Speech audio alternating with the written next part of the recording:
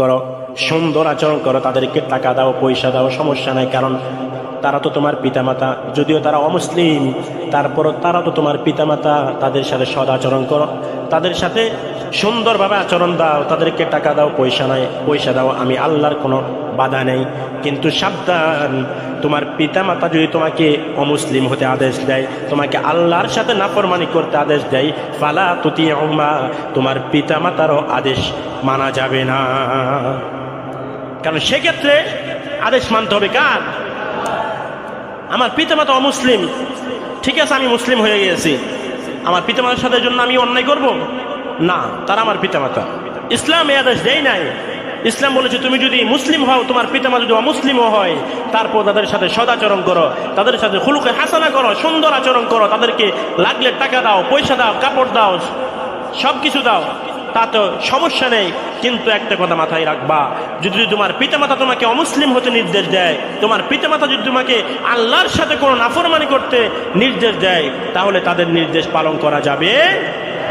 ফালা তুতিউহুমা 21 নম্বর পারায় আল্লাহ সুস্পষ্ট বলে দিয়েছেন। সূরাতুল লুকমানের 21 নম্বর পারার 11 নম্বর পৃষ্ঠায় আল্লাহ রাব্বুল আলামিন এই কথাটা বলে দিয়েছেন। ওয়াইন জাহাদা ফালা তুতিউহুমা, যদি তারা তোমাদেরকে আল্লাহর সাথে নাফরমানি করতে কোন রকম জবরদস্তি করে, তাহলে তাদের অনুসরণ করা যাবে না, অনুসরণ করতে হবে কার?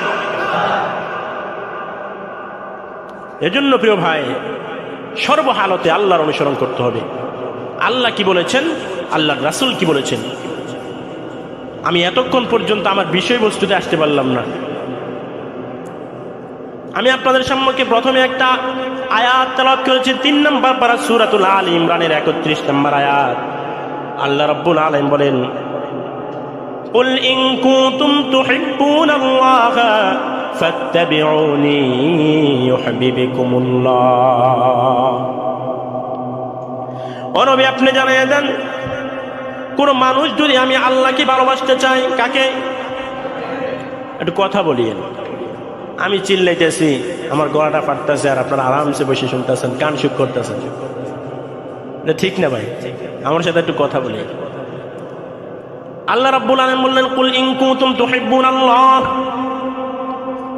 নবী আপনি জানিয়ে দেন, তোমরা যদি আল্লাহকে ভালোবাসতে চাও, ফাত্তাবিউনি ইউহিব্বুকুমুল্লাহ, আমি নবীর অনুসরণ করতে হবে। কাকে অনুসরণ করতে হবে? নবীকে অনুসরণ করতে হবে। তাহলে ইউহিব্বুকুমুল্লাহ, তোমার আল্লাহর ভালোবাসা আদায় হয়ে যাবে। আল্লাহ অন্য জায়গায় বলেছেন, কুল আতিউল্লাহা ওয়া আতিউর রাসূল, নবী আপনি বলে দেন তারা যেন আল্লাহ এবং তার রাসূলের অনুসরণ করে, অনুগত্য করে। আল্লাহ সূরা আল ইমরানে জানাই দিলেন, কুল ইন কুনতুম তুহিব্বুনাল্লাহ ফাত্তাবিউনি ইউহিব্বুকুমুল্লাহ। আল্লাহকে যদি ভালোবাসতে চাও, সর্বপ্রথম আমি রাসূলকে তোমাদের অনুসরণ করতে হবে। আমি রাসূলের আনুগত্য ছাড়া আল্লাহকে ভালোবাসা যায় না। তুমি যদি আমি রাসূলের আনুগত্য করো, তাহলেই তুমি আল্লাহকে ভালোবাসলা। আর যে ব্যক্তি আল্লাহকে ভালোবাসবেন, আল্লাহ তাকে ভালোবাসেন। দুইজন বন্ধু যখন হয়ে যায়, তার ঠিকানা হয়ে যায় জান্নাত। সুবহান।